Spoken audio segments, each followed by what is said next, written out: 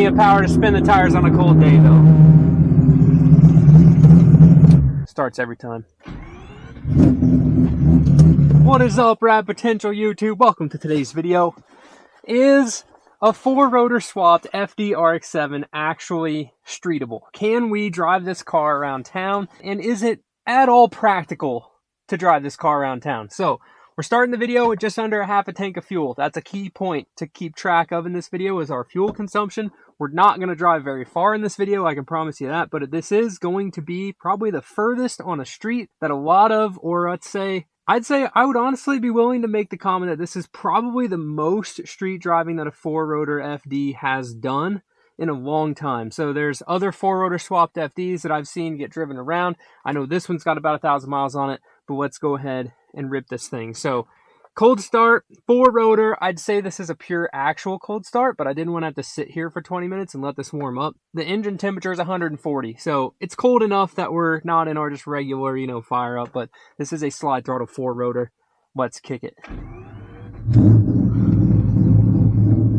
This thing sounds so good. So we've got the loud pipes on it. This thing is premix only.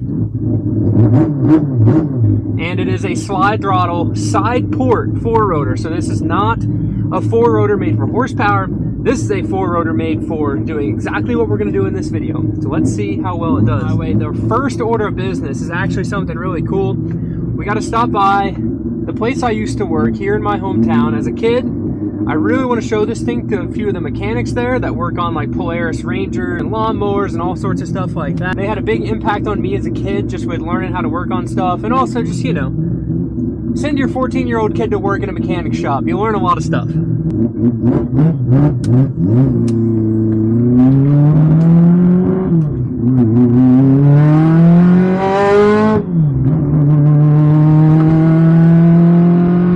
So you can feel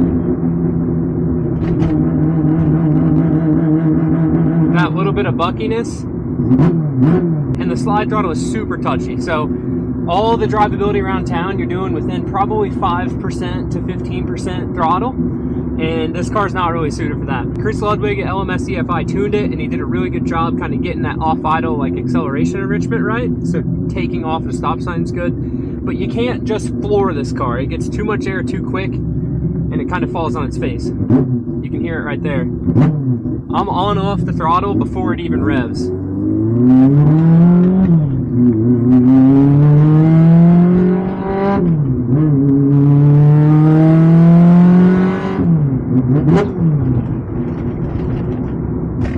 Currently, this thing also has the straight pipe on it. So if you followed along with the video series, we've got a real nice vibrant muffler that goes on the back of this car. But we took it to 7 stock, and we wanted the loud pipes. So it's got the loud pipe on it. It's a little bit annoying, honestly, to be driving around in my small town because every single person is looking at this car like, why is that not a Chevrolet Camaro? And why does it sound like an F1 car? And then why is it also 115 decibels at idle?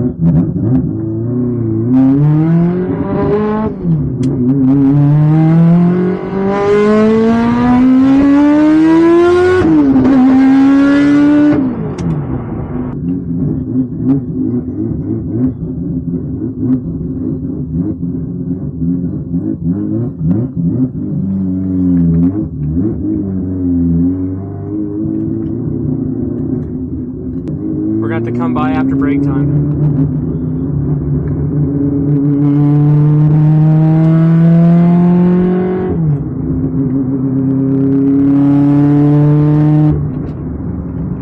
I was really trying to time this drive with 3 o'clock break so I could catch up with my buddies at the shop, but I didn't see their trucks there whenever we drove through there, so they might just be running some errands over break. We'll see at the end of the video if I can catch up with them. But one of the things I've noticed with driving this car is, like, you hear me get on the throttle and then coast for a while. It very much drives like the original is a Bridgeport RX7 streetable video car does. So a nice fat Bridgeport. You really can't just like be on the throttle at 1200 RPM cruising in traffic.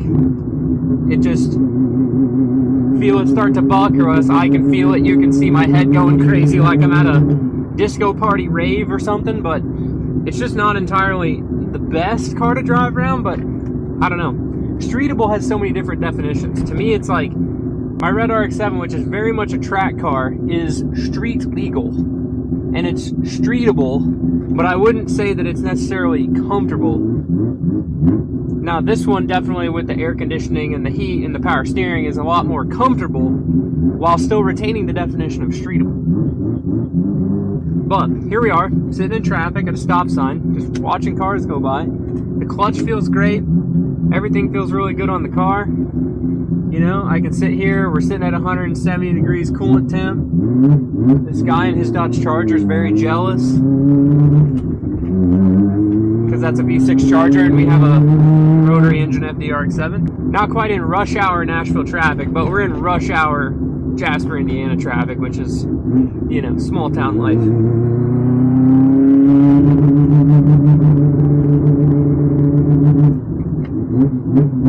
Our next order of business, we're going to go to the north side of town and get some Taco Bell. I don't think any Karen in a 5.0 Mustang is going to want to race this deal, even though we'd probably get completely smoked.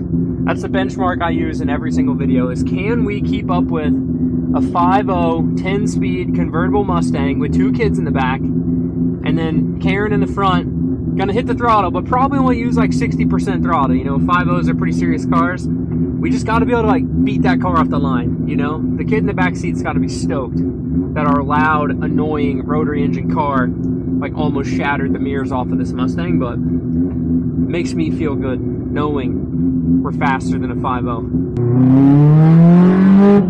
Oh, I might be a little aggressive for the state police post. This car, as much fun as it is to drive and so cool and it's like a dream and all this stuff, like as the guy that put the car together, I'm so happy the car is tuned right now. But I'm just still worried that it's gonna break. Because like, this is a little bit, you know, outside of the just go to the scrapyard and get another 4-rotor engine kind of deal. So like if it breaks while I'm driving it, it hasn't quite sunk in yet that I've got to spend a lot of time with a 4-rotor, and I'm super thankful that Johnny let me build the car and I've got to meet all sorts of cool people because of this car. But it still is one of those things where it's like, holy shoot, this thing is just like, it's a little wild. Really, that time it was on the track was probably the only time I was able to be behind the wheel and just like enjoy it. Otherwise, I'm like, okay, Toyota Camry, right up my butt. This Equinox right here probably doesn't care if they run into something. You know, this little S10 coming past, it's like, okay, he's missing a bumper. Let's not get hit by that guy. It's like a pretty stressful car to drive around. And these guys at the gas station are just rubbernecking. Let me give them a little throttle whack. God, it sounds so good.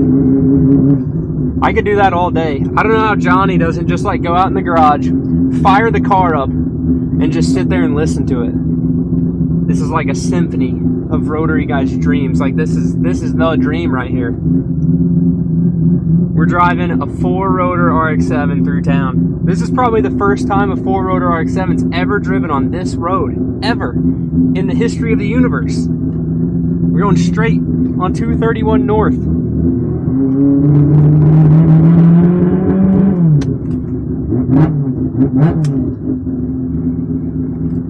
Alright. Take one for speed bumps. This car is pretty low. We got to make sure we get over this without losing our header. Easy peasy. Alright, let's get some food. I can promise you guys we are not going to be eating in this car, but we're at least going to drive through a drive-through. I feel like that's obligatory YouTube video. We got to take a street legal car to the grocery store or a drive-through, and I'm hungry. So we're going to get some food. We're going to at least get it, and I'll eat it after the video when we get back to the house. But the other thing that sucks, there's no cup holders in this deal. We got an ashtray, which is red. No cup holders, no nothing, so we can't get a drink today either. So how streetable is that? Probably not that great. It looks like this guy in front of me is able to order though. I can see his order coming up on the screen, so we're not that annoying in the drive-thru. But I can guarantee you, just because I've got to like talk over the car right now, I'm just going to shut it off up here.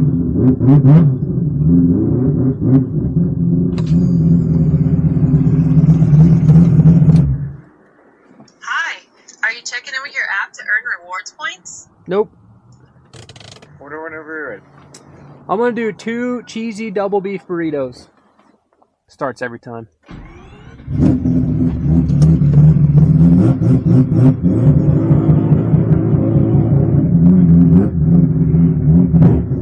He's probably closing the window because this car's kind of smoky. I'm probably stinking out Taco Bell. Sorry. You got it. Alright.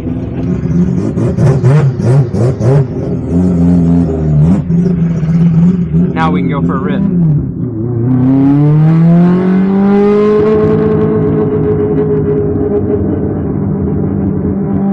Alright, it's a wide open road.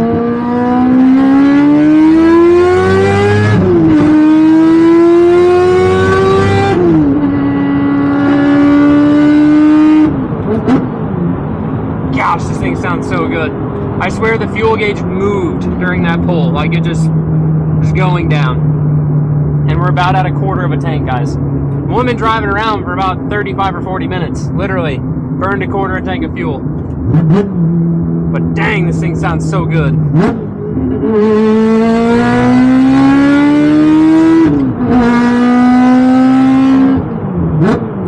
It's honestly awesome that the power band is like this very linear mid-range power band, because like it makes enough horsepower that if you pull third to fourth gear just like I just did there, like you're going plenty fast for the street. I mean, we don't need to be going much faster than that, but it just pulls the hardest right there, which is the best. So this isn't peripheral ported or anything super crazy. Like honestly, this is the most streetable four rotor, you know, besides like if you were very much single throttle body turbo setup, but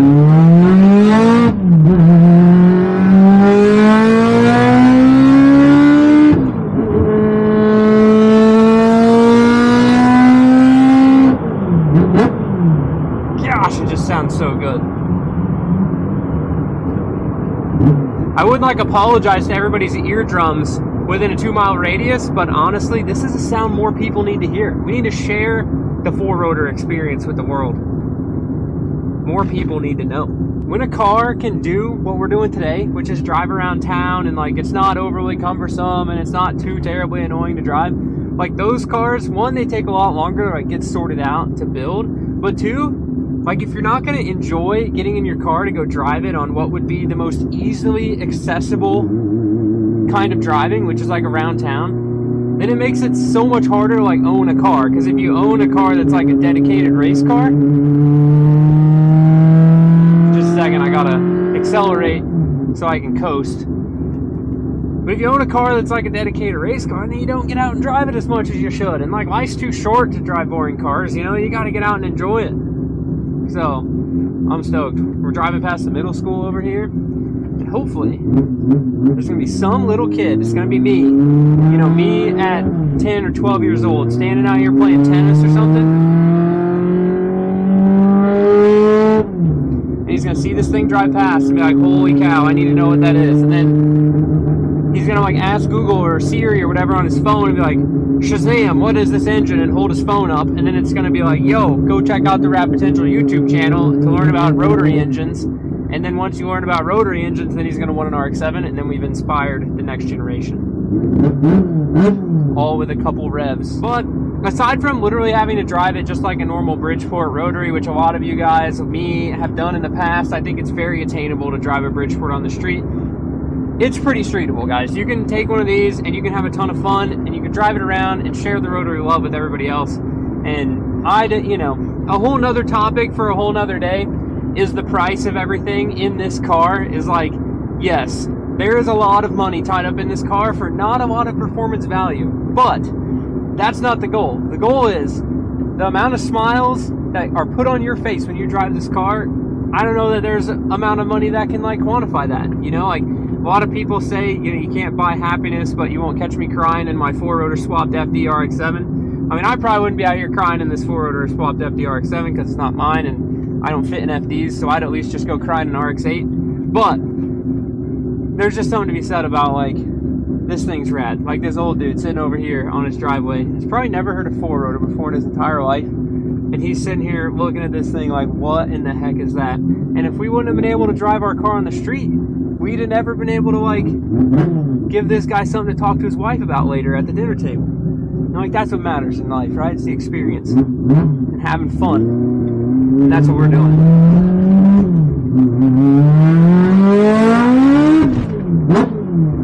Plenty of power to spin the tires on a cold day though.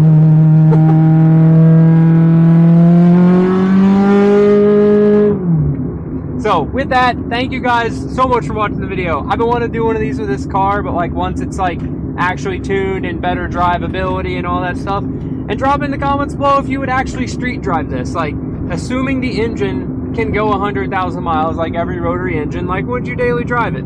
So far, we are still above E, but we have burned a quarter of a tank of fuel. Literally just driving it around. The speedometer is a typical FD speedometer and the screen's all fried, so I don't know how many miles we actually drove. Probably like 20 miles maybe, and just like flooring it.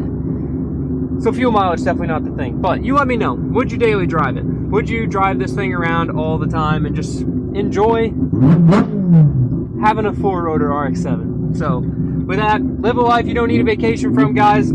I'll see you guys in the next video. Keep it rad.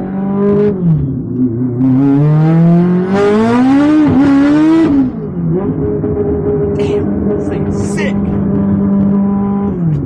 And that wasn't even, that was 4,000 RPM. Man, I've got to get me one of these. Or maybe give me a 3-rotor. I think a 3-rotor with a big fat turbo would be a little bit more fun.